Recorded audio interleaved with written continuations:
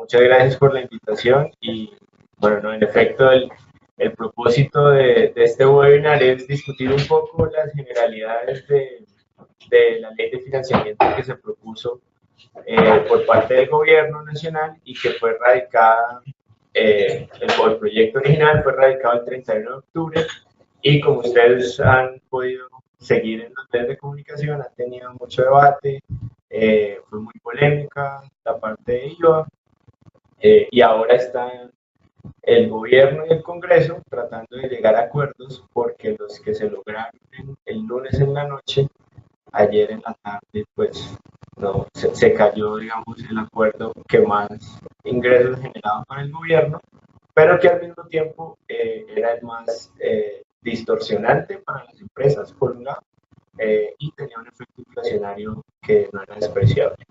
Pues bueno, arranquemos tal vez, la idea es un poco poner en contexto esta ley de financiamiento, por qué se da, cuáles son las restricciones que tiene el gobierno y entrar en unos detalles en materia de IVA, de renta a personas naturales, un poco las propuestas que hubo de exenciones tributarias, mostrarles que tal como está propuesta la reforma o la ley de financiamiento es solamente para un año y de ahí en adelante genera caída en el recaudo. Y finalmente hablar un poquito de las últimas propuestas que han salido eh, por parte del gobierno y del Congreso en estas mesas de negociación. Entonces arranquemos con un grafiquito que me permite a mí contarles por qué tanto debate y por qué tanto o problema para que el gobierno genere ingresos y es el gráfico que muestra los compromisos que tiene el gobierno nacional central, más precisamente el Ministerio de Hacienda, en materia de objetivos de déficit fiscal. En Colombia, en el 2011, se aprobó una ley que creaba la regla fiscal y conjuntamente creaba el Comité Consultivo de la Regla Fiscal, que es un equipo de personas por fuera del gobierno, completamente independientes, que lo que hacen es, a partir de información sobre el crecimiento potencial de la economía y unas estimaciones de precio de mediano plazo del petróleo, eh, hacen unos cálculos, llegan a acuerdos y definen cuál es la meta de déficit fiscal con la que debe cumplir el gobierno nacional en cada año. El objetivo es que en el 2000, hacia el 2023, 24, 25, el déficit total del gobierno esté muy cercano al déficit estructural, que sería de 1% del PIB. Eh, en marzo de este año hubo un relajamiento de esas metas. Inicialmente, al cierre del 2017, para el 2019 el gobierno debería tener un déficit de 2,2% del PIB. Eso implicaba un ajuste muy grande entre el 2018 y el 2019. Un ajuste que se tenía que dar o por más ingresos o por recorte de gasto. Sin embargo, comenzando el año, el comité consultivo se reunió y relajó esa meta de déficit. Entonces, la línea azul oscura muestra justamente esa nueva senda que el comité consultivo de la regla fiscal definió como metas para el Ministerio de Hacienda. Entonces, miren que lo que hoy está haciendo el gobierno es buscando los recursos que le permitan cumplir con esta meta de déficit que es de menos 2,4% del PIB. Y bueno, y de ahí en adelante vendrán otro proceso menos estricto, pero igual de importante para lograr acercar el déficit del gobierno a su nivel estructural. Pero de todas maneras, a pesar del relajamiento, miren que aquí entre el 18 y el 19 el ajuste es de 0,7 puntos, que es, digamos, un ajuste que o se aumentan los ingresos o se recorta el gasto. Listo. Entonces, Con eso en mente, y arranco por acá porque es muy importante que tengamos esto en la cabeza por una razón, y es que estas propuestas que han estado surgiendo de relajemos la regla fiscal, cambiemos la regla fiscal, eso sería un error. Y somos muy, desde FEDesarrollo somos muy estrictos y fuertes en afirmar que cambios adicionales, relajamientos adicionales de esta regla fiscal o cambios a la regla fiscal en sí, como funciona, sería un error garrafal de este gobierno porque generaría una desconfianza en los mercados internacionales, una desconfianza en los inversionistas que se vería que representaría un incremento en el riesgo país, con lo cual las tasas de endeudamiento para Colombia serían más altas y eso termina transmitiéndose en unos costos de endeudamiento más altos para todos los colombianos. Entonces, ahí queremos ser enfáticos en que relajar la regla fiscal o cambiar la regla fiscal sería un error del gobierno. Pues con esto en mente, arranquemos con qué fue lo que hizo el gobierno entrante frente al anterior en materia del presupuesto general de la nación, que es donde arranca todo el debate.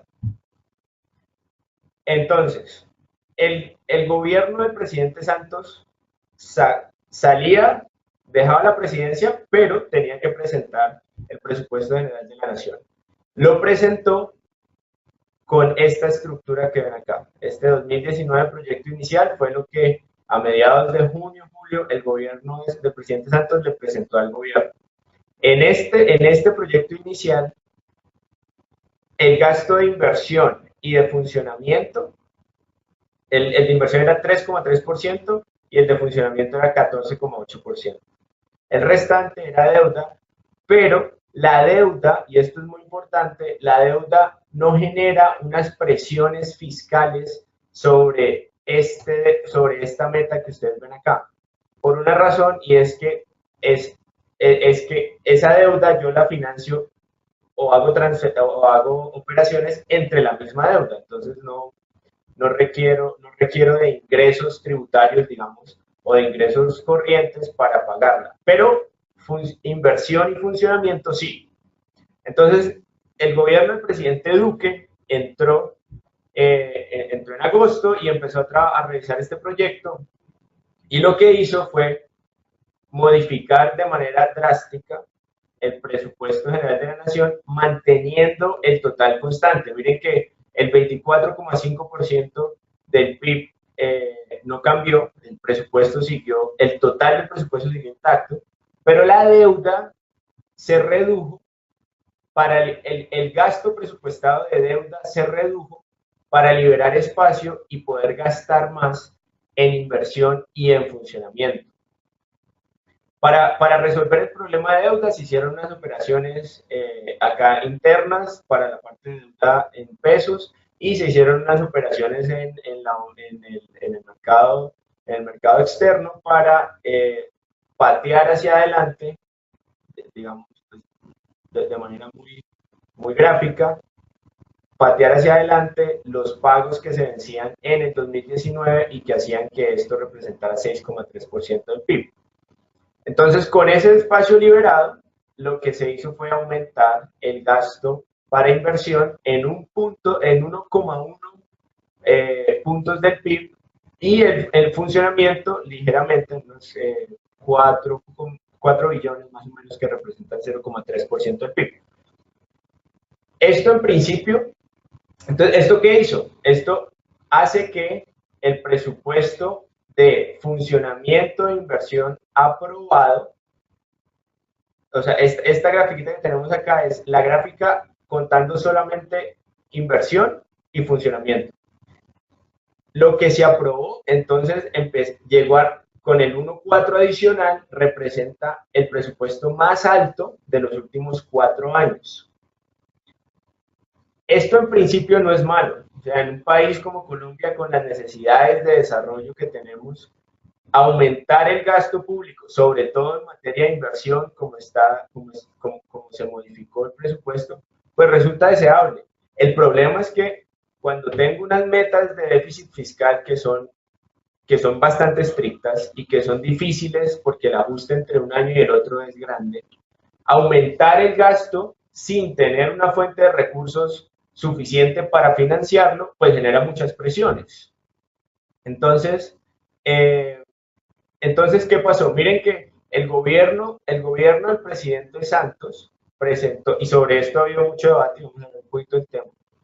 Eh, el gobierno del presidente Santos presentó el presupuesto de 2019 pasando de 18,7 en funcionamiento más inversión a 18%. Es decir, el presupuesto se presentó con el ajuste que era necesario entre el 18 y el 19 para cumplir la regla. Entonces, ¿qué hizo el presidente? ¿Qué hizo el gobierno anterior? Presentar un presupuesto que recortaba el gasto porque no tenía poder sobre los ingresos, ya salía del gobierno, pues proyectó unos ingresos razonables y lo que hizo fue presentar un presupuesto de gasto que recortaba el gasto frente al 18 para lograr cumplir con la meta de la regla fiscal. El gobierno del presidente Duque entra y lo que hace es un incremento en el gasto de 14 billones, los famosos 14 billones, que representan cerca de 1,4% del PIB. Entonces, hasta aquí hay unas metas estrictas y muy importantes de cumplir de déficit fiscal. El gobierno entrante llega y hace un incremento en el gasto y al hacer ese incremento en el gasto, pues necesariamente hay que salir a buscar recursos para financiar ese mayor gasto. Y eso es justamente lo que hizo el gobierno con el proyecto que presentó el 31 de octubre. ¿Cuáles eran los principales temas de ese proyecto original? El IVA, renta a las personas jurídicas, impuesto al patrimonio y mayor impuesto de renta para las personas naturales, sobre todo los deciles más altos. Y unas exenciones en materia de megainversiones, sector de la economía naranja y el sector agrícola. La idea es que revisemos cada uno de estos puntos, pero digamos, eso resumía en gran medida las fuentes de mayores ingresos y de mayores gastos para el gobierno. Gastos en términos de ingresos que deja de recibir, porque en personas jurídicas van a haber bastantes beneficios. Entonces arranquemos con el tema de IVA, que fue el más polémico y que finalmente hoy está fuera de la propuesta. La propuesta original lo que buscaba era, ¿cómo estamos hoy? Hoy en Colombia el 54% de la canasta familiar, y esto es todos los productos, todos los bienes y servicios que consumen en promedio una familia en Colombia, el 54% está grabado con IVA. ¿Qué está aquí metido? Televisores, ropa, todos los bienes, digamos, transables que no son alimentos. Que está excluidos y exentos, que son bienes que o no pagan o no tienen tarifa de IVA o tienen una tarifa de cero, está hoy el 41% de esa canasta. Y hay un porcentaje pequeño con una tarifa del 5%. Por ejemplo, acá están los tampones, toallas higiénicas y algunos productos de aseo femenino. La reforma del 2016 lo que hizo fue a ese porcentaje del 54%, más o menos, subirle la tarifa del 16 al 19, pero no aumentaba la base, la aumentó ligeramente con productos que pasaron de tener, muy poquitos tenían 5% y pasaron más a tener 5%, pero el cambio en la base fue mínimo. Y mantuvo exentos gran cantidad de alimentos como los alimentos que tradicionalmente se mencionan, la carne, la leche, los huevos. ¿Qué proponía esta reforma originalmente? Que el porcentaje que quedara grabado fuera casi todo. Es decir, que lo único que debería quedar exento y excluido son los productos que desde, digamos, la esencia de esta característica de exentos o excluidos, que cumplían con esas características. ¿Cuáles son esas? Los bienes excluidos se busca que sean, en principio, deberían ser Y todo esto lo digo a partir de las recomendaciones que hizo la Comisión Tributaria en el 2015, que se sentó muy juiciosa a revisar los sistemas en el mundo y revisar la esencia de los tratamientos diferenciados en materia de impuestos. Entonces, en esencia, los bienes excluidos de IVA deben ser aquellos que producen externalidades positivas para el país. Por ejemplo, nadie puede negar que los servicios de salud, al generar unas mejores condiciones de vida para las personas, generan externalidades positivas. Las personas, al ser saludables, son personas productivas. Esos servicios de salud tienen que estar exentos de IVA. ¿Qué otros? Educación. El tema de educación, al tener una población más educada, genera mayor capital humano y hace que la productividad agregada del país sea más alta. Luego, deben estar excluidos los servicios educativos de todo tipo. Ahora, los digitales, digamos, también deben estar excluidos. Pero esos bienes o servicios generan externalidades positivas. El transporte de personas genera externalidades positivas. Esos bienes deben mantenerse excluidos del IVA. ¿Cuáles deben estar exentos? Y esto es, digamos, la norma, pero acá se han metido muchas cosas ahí. Los bienes exentos deberían ser solamente aquellos que terminan exportándose. Y hoy en Colombia hay muchos más que no se exportan, pero que mantienen la calidad de exentos. Entonces, lo que buscaba la reforma inicialmente era justamente eso, hacer que lo que esté aquí excluido y exento fueran solamente los bienes que cumplían con esas características. Pero pasaba todos los demás a una tarifa plena del 18%. Eso queda, además de las consideraciones de los bienes que quedarían excluidos y exentos, tenía otra consideración, y es que hoy todos estos bienes que están excluidos y exentos terminan beneficiando más que proporcionalmente a las personas de más ingresos, porque la misma leche, huevos y pan que se consume, el valor como porcentaje, el valor que se paga por esos bienes como porcentaje del ingreso de las personas, pues es mucho más bajito en los ingresos de más altos, con lo cual se está beneficiando más que proporcionalmente a las personas que están en la distribución más alta de los ingresos. Entonces, ¿qué quería hacer la reforma? Quería poner la misma tarifa para todos los productos y hacer un mecanismo de devolución. Ahora, en efecto, poner esa tarifa más alta, esa tarifa plena para toda la canasta familiar tenía un efecto sobre inflación, pero aquí es muy importante que tengamos presente que esos efectos por este tipo de medidas son unos choques de una sola vez. Es decir, de haberse aprobado esta propuesta en diciembre, con entrada en vigencia el 1 de enero de 2019, en enero veríamos un incremento en el nivel de precios más allá del esperado, producto de la reforma, que se habría concentrado obviamente en los ingresos más bajos porque por las características de las canastas familiares, de la canasta de consumo, de los ingresos altos, medios y bajos, los más afectados con esa propuesta eran los de ingresos medios y bajos, porque lo que más está exento hoy o excluidos son alimentos. Entonces, eso iba a generar un mayor impacto. Pero iba a ser un impacto en un mes y durante el año debería disiparse producto de una institución monetaria que si no tiene una credibilidad perfecta, pero es una credibilidad muy buena, y las expectativas inflacionarias no deberían haberse desanclado, con lo cual el efecto inflacionario era solamente en un mes disipado durante el 2019.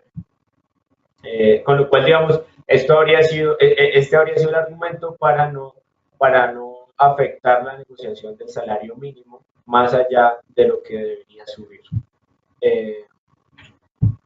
Y entonces, ¿qué buscaba hacer la reforma? Entonces, miren que, este gráfico es bien importante. Aquí tenemos justamente la distribución de ingresos de las personas en Colombia. El gasto adicional que iba a haber en IVA para cada decil de la población, pues representaba muy poco en el gasto total del decil más alto y se concentraba justamente en los deciles, digamos, del 5 para abajo. Por lo que les decía que el gasto era en una parte de la canasta mayoritaria en estos ingresos, en las personas de estos ingresos que hoy no tienen IVA. Pero ¿qué hacía la propuesta? Le decía, todos pagan el mismo IVA, pero le voy a devolver a los deciles 1, 2 y 3, le voy a devolver ese IVA pagado en una transferencia que el ministerio calculó en alrededor de 52.000 pesos mensuales y se la voy a devolver en efectivo. Pero para los deciles 1 y 2, eso representaba mucho más que el IVA, que la suma del gasto que hacen en IVA hoy y del que habrían hecho adicional con la reforma. Entonces terminaba siendo un ingreso neto para ellos.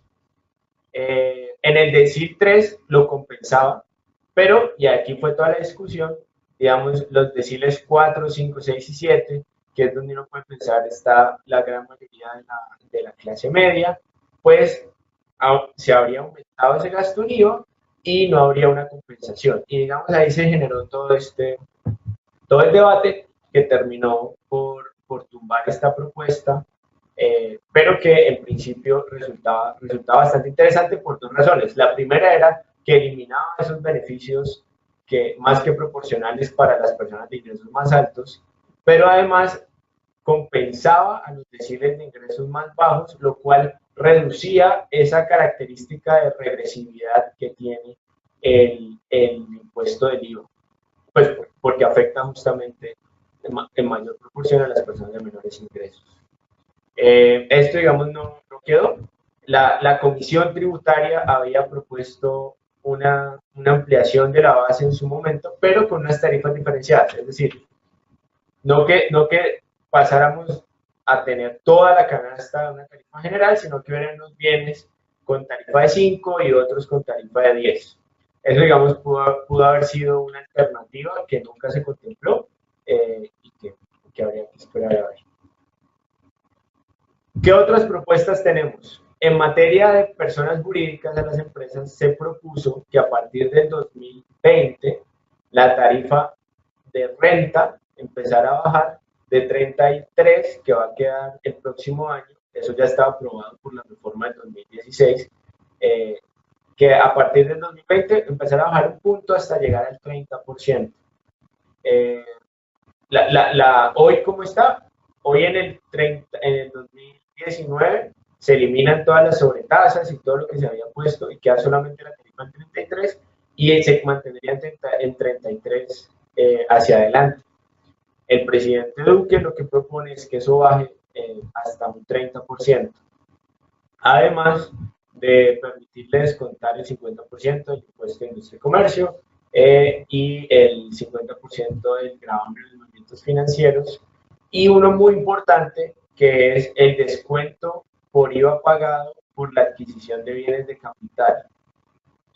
Hoy las empresas pueden descontar de sus, cuando están haciendo la declaración de renta, pueden descontar el 100% del IVA pagado en insumos. Lo que propone esto, y esto ha sido una recomendación, digamos, de diferentes frentes, es que las empresas también puedan descontar el 100% del IVA que se pagó por la adquisición de bienes de capital. Hoy, como está el sistema, solo hay un descuento del 33%, pues porque, digamos, es sobre, no descuentan todo, sino que entra como un descuento del 33%.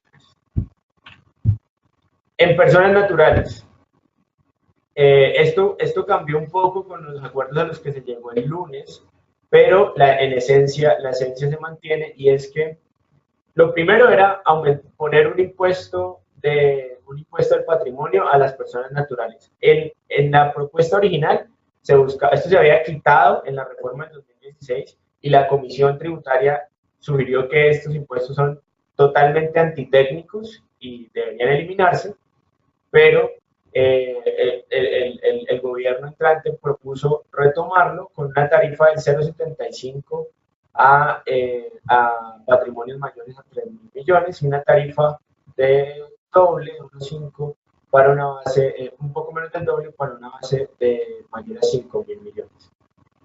Y en materia de declaraciones de renta ya anual, lo que se proponía era que esta, digamos, estructura de tarifas de 0 a 33 se mantenga intocable, con, digamos, con unos rangos de ingresos que van de 3 millones, unos ingresos ya, unas bases grabables que van desde 3 millones hasta 21 millones, y que a partir de ahí hubieran unas tarifas mucho más, pues, más altas, de 35 y de 37. Lo que el lunes se discutió es que esta tarifa no fuera de 37, sino de 39, pero para un rango que es de 100 millones en adelante, lo cual pues es muy poquita la población que en Colombia que va a ganar mensual más de 100 millones de pesos. Otra propuesta que había en la reforma original era que hoy las personas ¿qué pueden hacer? Descontar de su ingreso laboral de entrada el 25% para la declaración de renta. ¿Qué más pueden descontar? El restante 15 que pueden descontar es en ahorro, pensiones voluntarias y cuentas para fomentar, para compra de vivienda. Entonces, esto sumaba 40%. Y como en la reforma tributaria del 2016 separó los tipos de ingreso, entonces hacía tratamientos diferenciados entre los ingresos que son de capital, los ingresos que son laborales, los que son de capital y otros tipos de ingresos. Y en estos de capital e ingresos y otros ingresos solamente se podía descontar hasta un 10%. ¿Qué proponía la reforma, el proyecto original? Que independiente de lo que las personas hicieran en materia de ahorro y eso, y ahorro para vivienda, e independiente del tipo de ingreso, se sumara todo en una sola cuenta y se descontara el 35% de todo eso para calcular la base gravable. Eso también se tumbó, o sea, esto ya no va. El lunes, o por lo menos los acuerdos a los que le llegaron el lunes, es que todo esto se mantiene, este 40%.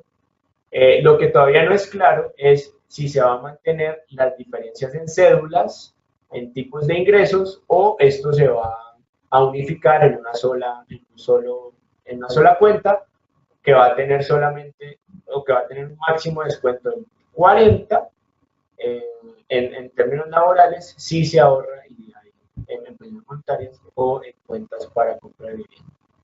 Es decir, hay mucha incertidumbre sobre ese tema. Y entonces, a partir de esa información, lo que hicimos fue un ejercicio muy sencillo, asumiendo personas que solamente tienen ingresos laborales, pero que aprovechan todo el descuento que pueden hacer con la situación actual, con el régimen de renta, de renta a personas naturales como está actualmente. Entonces, por ponerles un ejemplo, una persona que se gane al mes cerca de 6 millones de pesos, con una renta líquida sin pensiones obligatorias ni seguridad social, podría hacer descuentos máximo de 29 millones. ¿Eso qué incluye? El 25% de su ingreso laboral y los ahorros que haya hecho en pensiones voluntarias y en AFCs. Eso máximo tiene que sumar 29 millones que equivalen al 40% de la renta líquida o un tope de 5.040 VTs. Entonces, en ese sentido, esa persona hoy tendría una tarifa efectiva de renta, es decir, lo que tiene como impuesto acá, el impuesto a cargo como porcentaje de su renta líquida, hoy es cerca de 2%, con la propuesta original que había, que eliminaba el 40 y lo dejaba solo en 35, esa tarifa efectiva de renta se aumentaba en un punto porcentual. Y eso ocurría para todos los niveles de ingresos, concentrado particularmente grande en ingresos superiores de más de 30 millones. Las tarifas efectivas se aumentaban alrededor de 5,6 puntos porcentuales en los ingresos más altos. Eso por un lado. Entonces, eso hacía que esa medida, digamos, lo que hacía era que el régimen de personas naturales, de renta de personas naturales, fuera mucho más progresivo, porque las personas de más ingresos contribuían más. Y también tenía un impacto que no está acá, pero que es fácilmente evidenciable, y es que supongamos el caso de una persona que no ahorra en pensiones voluntarias y que no ahorra en cuentas para vivienda y solamente descuenta este 18%. El descuento aumentaría y su tarifa efectiva bajaría porque esa persona ya no descontaría 18, sino 25 millones que están acá, que es porque no, por cómo estaba propuesta la ley. Y en ese caso, esta tarifa efectiva lo que habría sido, se habría reducido. Entonces, muchas personas en Colombia, o digamos, si uno toma la distribución de ingresos laborales, alrededor de los 4 y 6 millones hay una densidad de población importante que habría tenido un beneficio porque el descuento que pueden hacer sobre su ingreso laboral se habría reducido de manera importante. El descuento habría aumentado, con lo cual la tarifa se habría reducido. Eh, ¿Qué otros aspectos contenía el proyecto original? Unas exenciones a personas jurídicas con los cuales nosotros no estamos de acuerdo.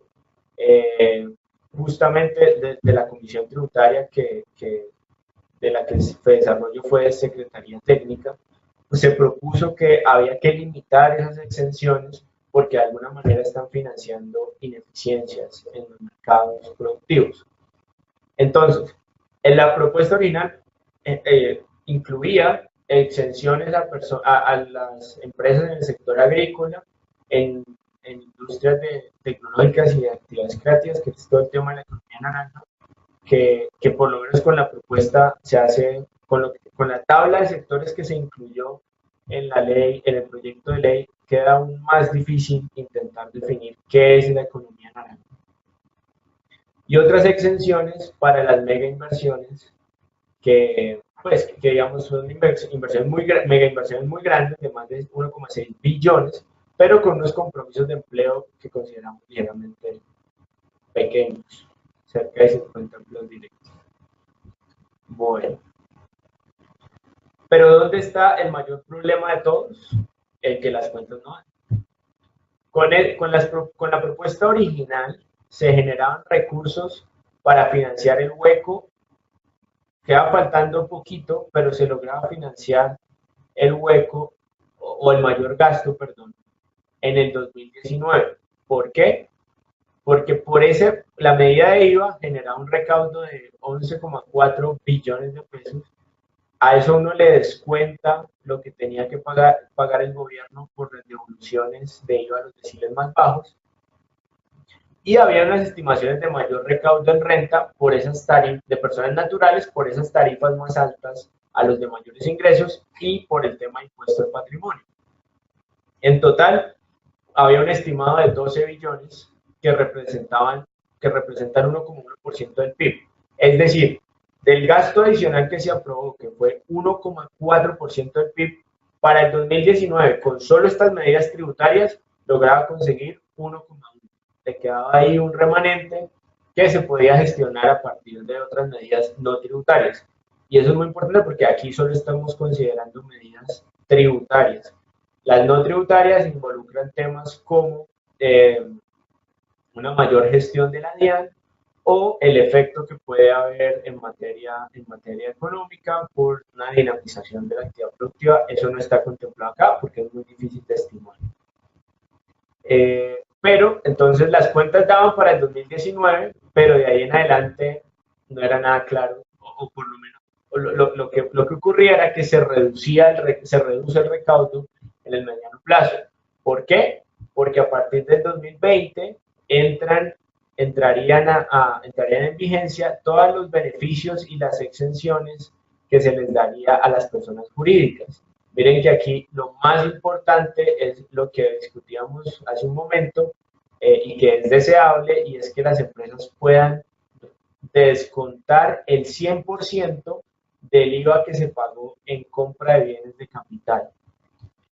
Sin embargo, digamos, esta serie de medidas a las personas jurídicas solo genera menor ingreso para el gobierno, con lo cual las proyecciones de IVA, de recaudo de IVA hacia adelante y de renta a personas naturales, pues no compensan ese menor recaudo y termina generándose una caída en el recaudo frente al 2018, con lo cual los problemas para cumplir esa senda de menor déficit que mostrábamos en la primera diapositiva, pues se vuelven mayores y se vuelve muy difícil de transmitir un mensaje de confianza en materia de cumplimiento de las obligaciones fiscales.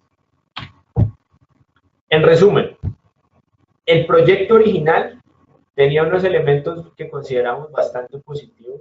Por ejemplo, la simplificación del sistema tributario.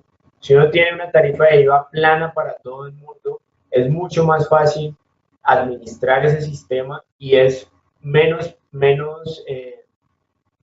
vulnerable a la evasión o a la ilusión en el pago de IVA. Entonces, eso nos parecía un tema interesante que ayudaba a simplificar el estatuto tributario. ¿Qué más tenía unos componentes de progresividad importantes? ¿Por qué? Porque en el proyecto original se incluían también unos impuestos a las pensiones altas. Y esto es muy importante porque recordemos que en el sistema colombiano es único en el mundo porque tiene a dos regímenes pensionales que compiten entre ellos, ¿no? Pero en el régimen de prima media, que es el régimen de colpensiones, hay muchos regímenes especiales que hacen que hayan personas que tengan unas pensiones muy altas, principalmente subsidiadas por el Estado.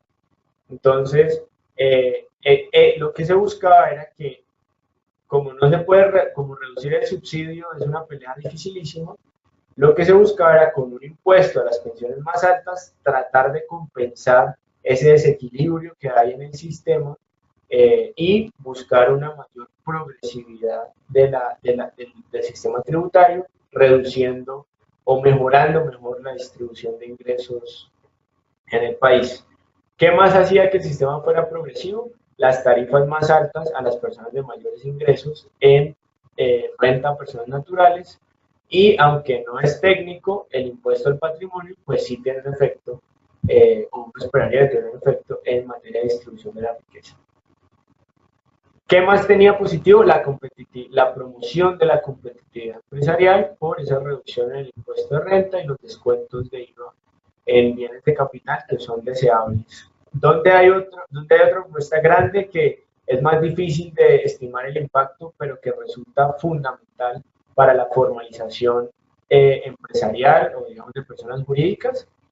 La propuesta del impuesto simple, que es una versión mejorada, o así lo consideramos, una versión mejorada de lo que se propuso en la reforma tributaria del 2016, que era el monotributo. Entonces ahí, digamos, hay espacio para explorar un poco más los beneficios que va a tener eso en materia de formalización, pero en términos de recaudo resulta más difícil estimar esos impactos. Sin embargo, yo desde Fedesarrollo consideramos que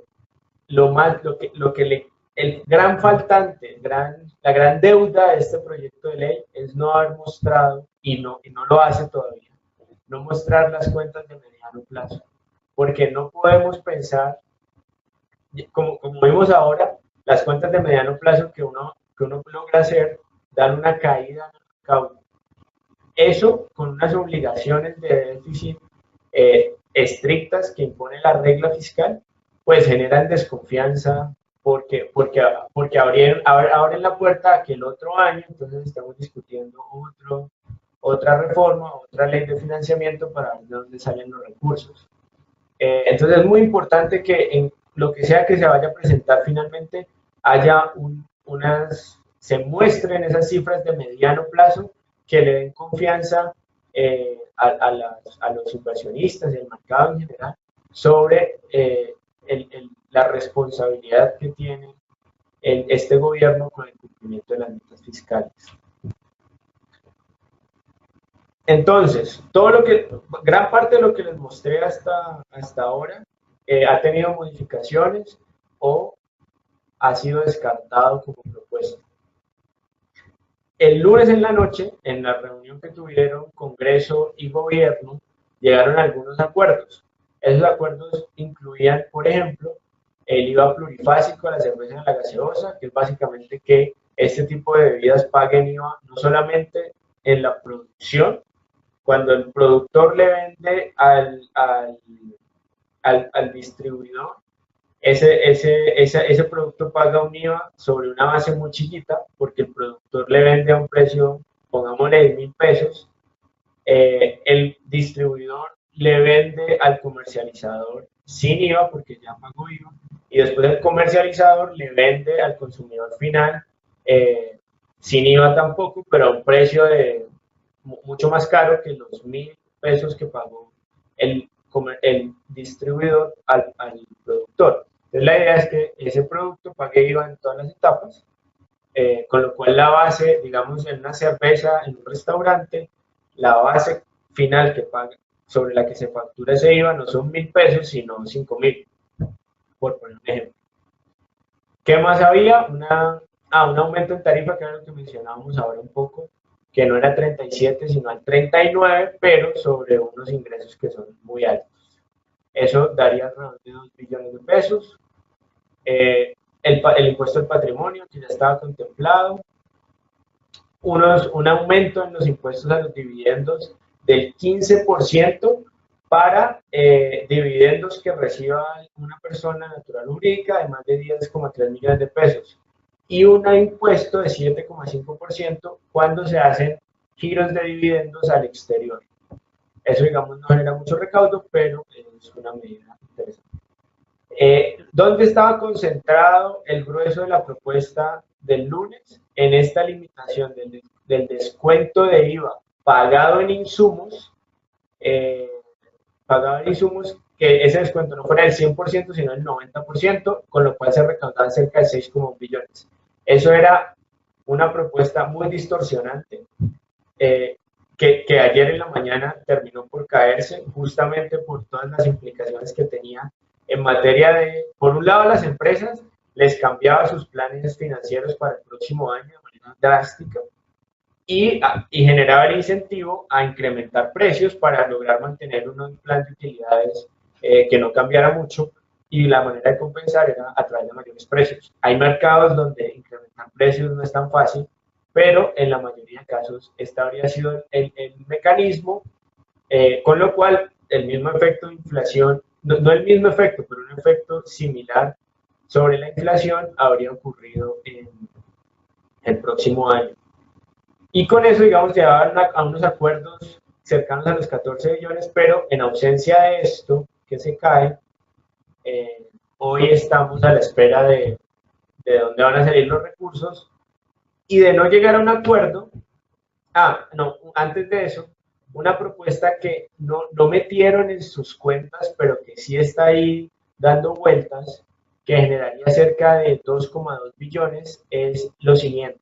Miren que al principio hablábamos de que el IVA, el pago de IVA como porcentaje del ingreso o del ingreso de las personas de mayores ingresos, pues resulta ser muy poquito, o sea, muy poco proporcional a lo que representa en las personas de menores ingresos.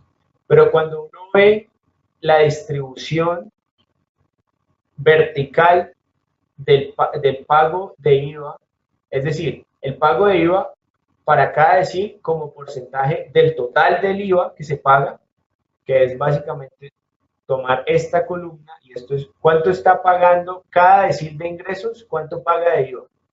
Si yo calculo la participación de cada decil sobre este total, el 32% del total de IVA lo pagan las personas del decil más alto. Entonces, una de las propuestas que se está discutiendo es si, en vez de unificar, dejar el esquema de IVA como está, pero en la declaración de renta de las personas, a partir de su ingreso y su declaración, estimar cuál es el IVA presuntivo. cuánto debió una persona de ese nivel de ingresos pagar en IVA durante el año y le cobro un impuesto a partir del el IVA presuntivo. Eso, digamos, resuelve un poco los problemas de la discusión que hay sobre el IVA, las exenciones y los exentos beneficiando más que proporcionalmente a las personas de más altos ingresos y podría ayudar a reducir la regresividad del impuesto del IVA. No lo han incluido, eso se estima que puede dar alrededor de 2,2 billones de pesos, pero no está en las cuentas todavía y no ha sido aprobado, digamos, por la mesa de negociación. ¿Qué ocurre si no hay acuerdo y no se llega a ninguna, y no se aprueba ninguna ley de financiamiento en este año? Este 1,4 de gasto que se aprobó tiene que recortarse. Y los ingresos que se habían proyectado en el marco fiscal de mediano plazo que presentó también el gobierno anterior, estarían muy cercanos para cumplir con este gasto de 18% del PIB. Ahora, el problema es que de reducirse este gasto, es decir, habría un aplazamiento de ese gasto, el, en adelante, en el mediano plazo, el gobierno tendría que reducir su gasto de lo aprobado a unos niveles mucho más bajos, que de todas maneras nosotros estimamos que se mantendrían en estos niveles, pero mantenerse en estos niveles implica unos esfuerzos que debe hacer el gobierno grandes para generar más recursos, porque como están hoy nuestra proyección de ingresos en el mediano plazo, no genera los suficientes recursos para financiar este gasto, con lo cual el cumplimiento de las metas de la regla fiscal se ve amenazado. Entonces, la situación fiscal no es fácil y el gobierno deberá entonces avanzar en medidas que le permitan lograr generar recursos para financiar ese gasto adicional, pero esos recursos deben generar recursos también en el mediano plazo, porque de otra manera vamos a estar en este ciclo de reformas y de leyes de financiamiento cada 1 o 2 años. Eso es básicamente lo que tenía para contarles y si tienen preguntas, con mucho gusto. Bueno, han estado un poco tímidos, pero bueno, te tengo una pregunta entonces, dado que no parece haber acuerdo en medidas, ¿se puede esperar que regrese a la propuesta inicial del IVA, que se regrese a la propuesta inicial del IVA? Regresar a la propuesta inicial de IVA está difícil por todo el ruido que se generó, pero es una propuesta que resulta interesante desde el punto de vista de progresividad, entre otras porque, que fue algo que no mencioné, la infraestructura de los programas sociales para beneficiar a las familias de menores ingresos hoy le permite al Estado llegar de manera efectiva con esas transferencias que se proponen. Es decir, habría que hacer unos esfuerzos para identificar el total de la población y a quienes se les tienen que y devolver efectivamente o hacer esas transferencias efectivas, pero la infraestructura de todos los programas sociales que se han desarrollado hasta ahora permite que ese esfuerzo no sea ni desde ceros y que ya haya un avance suficiente para lograrlo. Y el tener esa tarifa, y un poco lo que mencionábamos al final, es tener esa tarifa plana para toda la canasta, hace el sistema tributario mucho más sencillo y permite una mejor administración, generando menores oportunidades para la evasión o elusión de tributos. Listo. ¿Y crees que el gobierno tiene el apoyo suficiente del Congreso para aprobar esta reforma? Esa pregunta es bastante compleja porque cuando comenzó el gobierno uno habría esperado que sin duda tuviera un apoyo mayoritario, sin embargo, eso se ha visto minado y el ambiente político está bastante complicado. yo creo que las negociaciones de hoy en la mañana van a tener que ser bastante fructíferas para poder lograr algo que se pueda presentar como está planeado hoy en la tarde, pero el apoyo está difícil también pensando en que el gobierno ya anunció que el próximo año, en los primeros meses, se presentaría la reforma pensional, que es también un desgaste político grande y va a tener que ser muy estratégico con qué tanto capital político quema en esta primera ley de financiamiento para tener el apoyo suficiente para las que quedan, que son igual o mayor envergadura.